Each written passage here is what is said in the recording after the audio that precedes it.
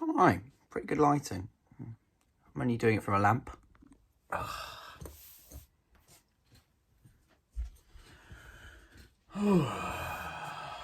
Okay. Self-improvement is easy. Here's why. Okay.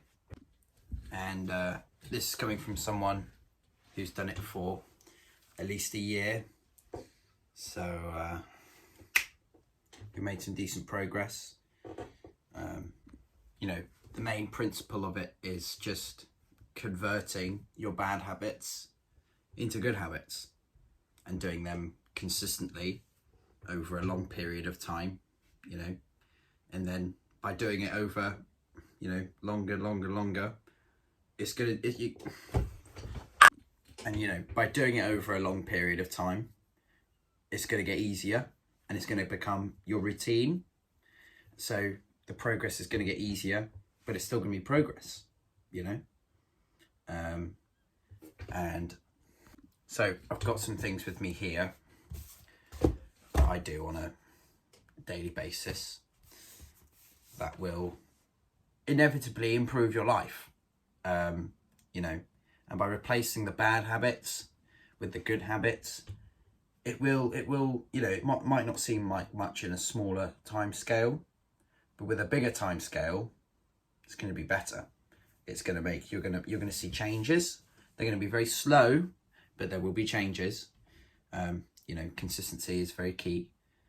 You know, and I'm going to show you some things that I do, and I've got them with me here.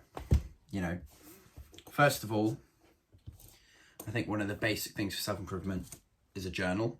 You get any old journal from Amazon, you know, whatever, from a bookstore, you know, 2-5 quid.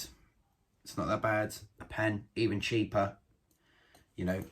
And by writing stuff down, taking notes, you know, I've gotten a lot written down here by, you know, some of them have Hamza set up for staying focused, you know, how should I journal? It's got my daily gratitude. I do recommend daily gratituding. That is something I don't get enough often, but I wish I could, and I'd like to. Some of this, there's pages here where it's like me just deep journaling, which I think can really help sometimes. You know, if you're in like a rut, or if you're, you know, something's on your mind. You know, I think by just writing it down, just getting your words out, it really helps because it transfers all the thoughts in your head to this book, and you will eventually start forgetting about it. You know, it's very good. It's very good. Number 2 is book reading. This book here is called The Way of the Superior Man. It's inverted, so, and it was made by David Dealer. It was gifted to me by a good friend of mine. You know, there's, I haven't really read it yet, but I watched a video on Hamza on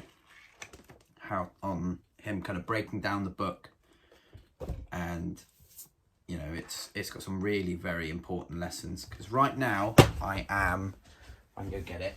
You know, some more books I'd recommend are probably this, Mental Fitness by written by Ant Middleton, who stars in like SAS, Who Dares Wins. I've read, you know, a decent chunk. I've read at least a quarter of the book, and that's very good. That's got some very, very good life lessons. I finished this book here. This is more of you know, a joke book, I reckon, but there's still some decent life lessons. Like, it's a very quick, easy read. I recommend it as a total beginner to books and reading. And this is what I really want to get into, is Rich Dad Poor Dad by Robert Kiyosaki. That's one of my favourites. That's what we love. That's what we love. Water check. You know, I will admit, you know, I'm not fully on self-improvement, but and neither should you be if you're just starting out. You know, there's so many cases of people like starting out and they go full monk mode, you know, a load of shit, right? And just they do all this stuff, and they're like, and then they do it for about a couple of days, and then one habit goes out the window that they forget about, and they go, oh, I forgot to meditate, I forgot to do this, and then it starts kind of like, and then they start going off the program, and then they stop doing anything ever, and they just go, oh, well, I don't need to work out today, and it's fine, you know. With the topic of fitness, I don't really have anything to say for it. I mean, I would try and give some tips on how to stay motivated, but I just go to the gym because I really, really like it. Like, I just think it's a fun thing to do. You know, it's a good social event. It's good for making new friends. It's good for kind of bonding with your current friends. I think it's good for your mental well-being.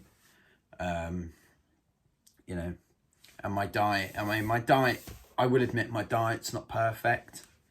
But I am bulking. I'm consistently bulking. I'm not eating kind of shit junk foods every day like I did when I was working. I am, you know, I go 6 times a week. You know, but it's also very important, don't go 7 times a week at the gym unless the tip is, don't work out 7 times a week, like all week, because your body needs time to rest, but do something active at least once a day. You know, that either be going to the gym, but on your rest days do like, there's like stretching, yoga, walking, running, fucking aerobics bullshit, diving, swimming, literally anything that gets your body moving. You need to get your heart racing at least once a day. That's what I think you need to get active on a daily basis. One underrated thing, calisthenics. That's something I want to do next year when I start cutting.